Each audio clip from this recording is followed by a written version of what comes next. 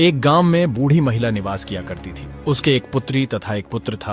उसकी पुत्री का विवाह हो चुका था, जबकि उसका पुत्र अविवाहित था। बूढ़ी महिला अपने पुत्र के साथ जीवन व्यतीत कर रही थी। इनका परिवार ज्यादा धनवान न था, बस जैसे तैसे गुजर बसर हो रही थी। और फिर भाई दूज का त्योहार आया, तब बूढ़ी महिला के पुत्र ने अपनी माता से बहन के घर जाने की आज्ञा मांगी, तो उसकी माता ने यह कहते हुए मना कर दिया कि बेटा, तेरी बहन तो बहुत कलेशी है, तुझसे हर वक्त झगड़ते रहती है, क्या करेगा उसके घर जाकर। लेकिन पुत्र के बार बार आग्रह करने पर बूढ़ी माता ने उसे अपने बहन के घर जाने की अनुमति दे दी और बिना विलंब किए वह अपने बहन से मिलने के लिए निकल पड़ा। रास्ते में वह एक नदी से होकर गुजरा। तभी अचानक से नदी का बहाव अत्यधिक तीव्र हो गया और जलस्तर भी तेजी से बढ़ने लगा। तभी नदी वहां प्रकट हुई और उससे कहने लगी, मैं तेरा काल बनकर आई हूँ और अपने संग तुझे बहा ले जाऊंगी। इस पर लड़के ने नदी से विनती करते हुए कहा, मैंने न जाने कितने ही वर्षों से अपनी बहन को देखा तक नहीं है, मैं उससे मिलने जा रहा हूँ, अतः आप अभी के लिए मुझे न डुबाएं। जब मैं अपनी बहन से मिलकर लौटूंगा तो मुझे इसी मार्ग से आना पड़ेगा, तब आप मुझे बहा ले जाइएगा। लड़के की बात सुनकर नदी मान गई और नदी का पानी शांत हो गया। इसी प्रकार जब नदी पार कर लड़का जंगल में पहुंचा तो रास्ते में एक काले सर्प ने उसका मार्ग रोक लिया और लड़के को काटने की मनसा से आगे बढ़ने लगा। तब लड़का हाथ जोड़कर सर्प से विनती करते हुए कहने लगा, मैं कई वर्षों बाद अपनी बहन से मिलने जा रहा हूँ, अतः आप अभी मुझे न डसे। मैं अपनी बहन से मिलने के पश्चात इसी मार्ग से लौटूंगा, तब आप मुझे डस लीजिएगा। लड़के की बात सुनकर सर्प ने उसका रास्ता छोड़ दिया। लड़का आगे बढ़ने लगा। जंगल खूंखार जानवरों की आवाजों से गूंज रहा था। भयभीत लड़का सावधानी से आगे बढ़ता जा रहा था, क्योंकि उस पर पहले ही 2 विपत्तियां आ चुकी थीं और अंततः वही हुआ जिसका डर था। एक खूंखार शेर अचानक से लड़के के समक्ष आ धमका और पेट पूजा करने की मनसा से लड़के की तरफ तेजी से आगे बढ़ने लगा। तब लड़के ने तेजी से कहा, रुको, पहले मेरी पूरी बात सुनो। मैं न जाने कितने ही वर्षों बाद अपनी बहन से मिलने जा रहा हूँ। एक बार मैं उससे मिला हूँ, उसके बाद लौटते वक्त आप मुझे अपना शिकार बना लेना। लड़के की बात सुनकर शेर ने पीछे हटते हुए रास्ता छोड़ दिया। लड़के ने राहत की सांस ली और आगे बढ़ गया। संकटों से जूझते जूझते आखिरकार वह अपने बहन के घर के बाहर पहुंचा और अपने बहन को आवाज लगाई। इस समय उसकी बहन सूत काट रही थी और इधर भाई का आवाज लगाना हुआ कि उधर उसका सूत बीच में ही टूट गया। ऐसी मान्यता है कि जिस बहन के एकलौता भाई हो और उससे सूत काटते समय यदि सूत बीच में टूट जाए तो जब तक उस सूत को पुनः नहीं जोड़ लेती तब तक मौन रहती है। घर के बाहर खड़े भाई ने बार बार अपनी बहन को पुकार लगाई कि देख बहन, 7 कोस की लंबी यात्रा तय कर, तेरा भाई तुझसे मिलने आया है। किंतु अंदर से कोई प्रत्युत्तर ना पाकर वह निराश हो गया। किंतु सूत टूट जाने के कारण बहन ना चाहते हुए भी मौन रही और निरंतर सूत को पुनः जोड़ने का प्रयास करने लगी। लेकिन सूत जुड़ने में अत्यधिक समय लग रहा था। तो वहीं दूसरी तरफ घर के बाहर खड़ा भाई जब पुकारते पुकारते थक गया तो दुखी मन और भरे हृदय से विचार करने लगा कि माता ने सत्य ही कहा था, मुझे यहाँ आना ही नहीं चाहिए था। भला कोई बहन अपने गरीब भाई से क्यों ही मिलना चाहेगी। ये सब सोच विचार करते हुए भाई दुखी मन से वापस अपने घर लौटने लगा। दूसरी तरफ उसकी बहन आखिरकार सूत को पुनः जोड़ने में सफल रही और शीघ्र अतिशीघ्र दौड़ते हुए घर से बाहर आई। उसका भाई अभी ज्यादा दूर नहीं गया था। उसने दौड़ते हुए भाई को पीछे से पुकार लगाई और भाई रुक गया। भाई के पास पहुंचकर उनसे प्रत्युत्तर न देने का कारण अपने भाई को बताया, जिसके बाद बहन बड़े ही प्रेम और आदर से भाई को अपने साथ अपने घर ले आई। जिसके बाद बहन अपनी सखी पड़ोसन के घर गई और उससे पूछने लगी कि बहन, यदि प्राणों से प्यारा कोई मेहमान घर आए तो क्या करना चाहिए। पड़ोसन थोड़ी मजाकिया किस्म की थी। उसने मजाक में कह दिया कि यदि प्राणों से प्यारा कोई मेहमान घर आए तो तेल से चौका लगाना चाहिए और घी में चावल पकाने चाहिए। भोली बहन पड़ोसन का मजाक समझ नहीं पाई और अपनी सहेली के बताए अनुसार तेल से चौका लगाया और घी में चावल पकाने लगी। अब ना तो चौका सूखा और न चावल पके। बहन लगातार चावल के पकने की प्रतीक्षा कर रही थी। दूसरी तरफ लंबी यात्रा करके आए भाई का भूख से बेहाल था। जब भोजन आने में अधिक विलंब हुआ तो भाई अपनी बहन के पास आया और कहा कि बहन, खाना परोस दो, बहुत भूख लगी है। तब बहन ने कहा कि मैं कब से भोजन बनाने का प्रयत्न कर रही हूँ, लेकिन आज ना तो चावल सीज रहे हैं और न चौका सूख रहा है। भाई ने हंसते हुए बहन से पूछा कि भोजन बनाने की यह विधि तुमने कहाँ से सीखी।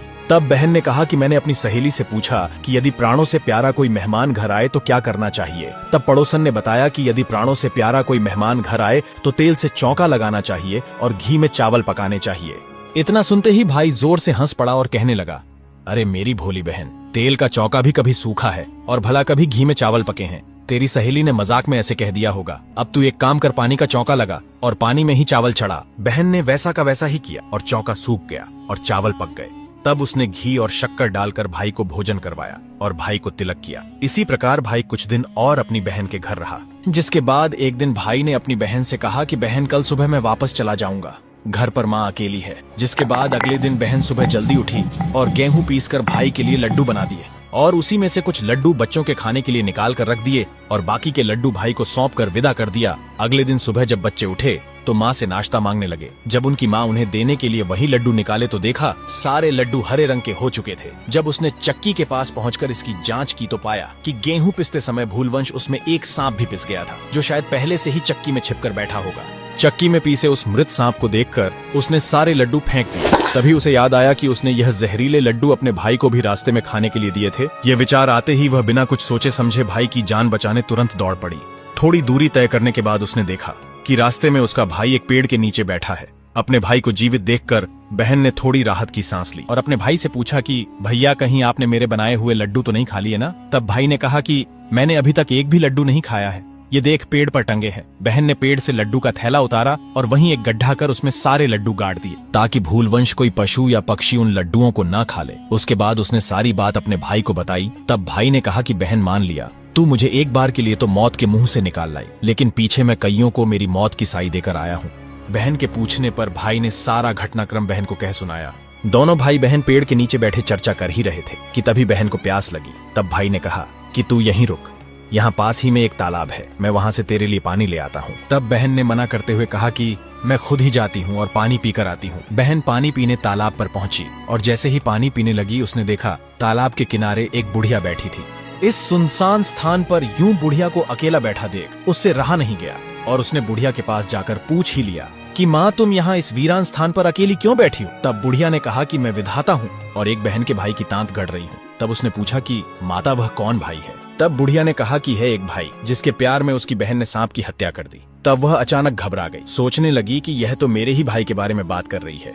उसने उन विधाता से पूछा कि माता उस भाई को इस श्राप से बचाने के लिए क्या करना होगा? तब बुढ़िया यानी विधाता ने कहा कि उस भाई के सर पर कई जानलेवा संकट मंडरा रहे हैं, लेकिन उसकी एक बहन है, अगर वह उसे गालियां दे और उसकी शादी होने तक उसके हर संकट को टाल दे तो उसका भाई बच सकता है। इतना सुनकर बहन तुरंत अपने भाई के पास लौट आई और अपने भाई से कहने लगी कि भाई मैं भी तेरे साथ माँ से मिलने चलूंगी, तू रुक मैं अभी आती हूँ।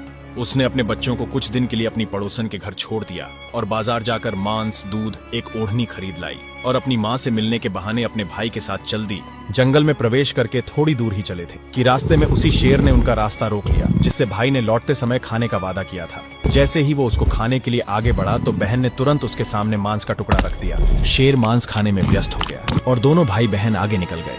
थोड़ी दूर चलने पर आगे वहीं सर्प बैठा था जो डसने के लिए लड़के के आने की प्रतीक्षा कर रहा था। लड़के को आते देख वो उसे डसने के लिए आगे बढ़ने लगा तो बहन ने बिना देरी किए दूध का प्याला सांप के आगे रख दिया और सांप दूध पीने लगा और दोनों भाई बहन आगे बढ़ गए।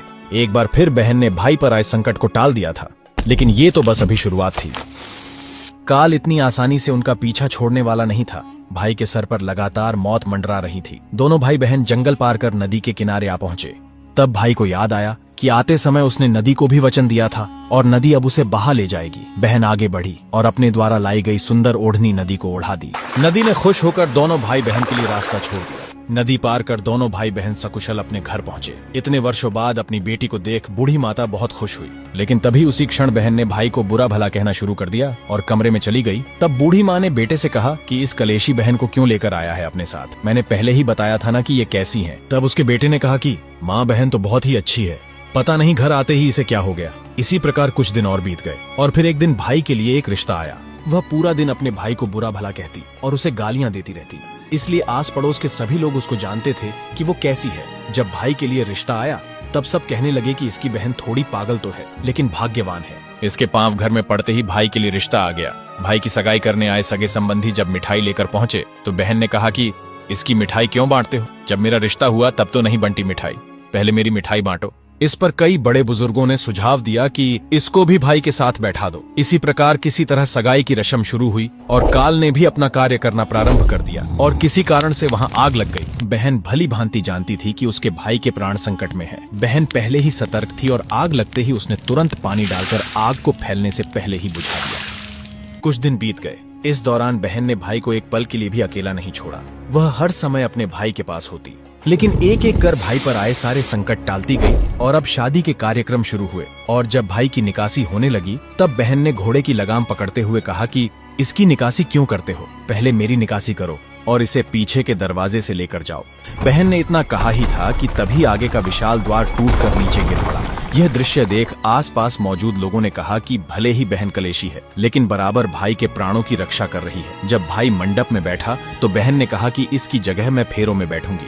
इस पर बड़े बुजुर्गों ने उसे समझा बुझाकर भाई के पास बैठा दिया, लेकिन वह जानबूझकर हर कार्य में विघ्न उत्पन्न कर रही थी ताकि काल का समय टाला जा सके। शादी के बाद जब दूल्हा दुल्हन की रात जागती है तो उस समय बहन ने कहा कि इसकी नहीं, पहले मेरी रात जगाओ। सबके बहुत समझाने पर भी जब बहन ने अपनी जिद नहीं छोड़ी तो कुछ लोगों ने कहा कि बीच में पर्दा लगाकर इसे भी साथ में सुला दो। रात में भाई भाभी के सो जाने के बाद उनके कमरे में एक सांप घुस आया, किंतु बहन को तो पहले से पता था कि संकट अभी टला नहीं है, इसलिए वह अपने भाई की सुरक्षा में जाग रही थी। बहन ने सांप को पकड़कर एक टोकरी में कैद कर दिया और चैन की नींद सो गई।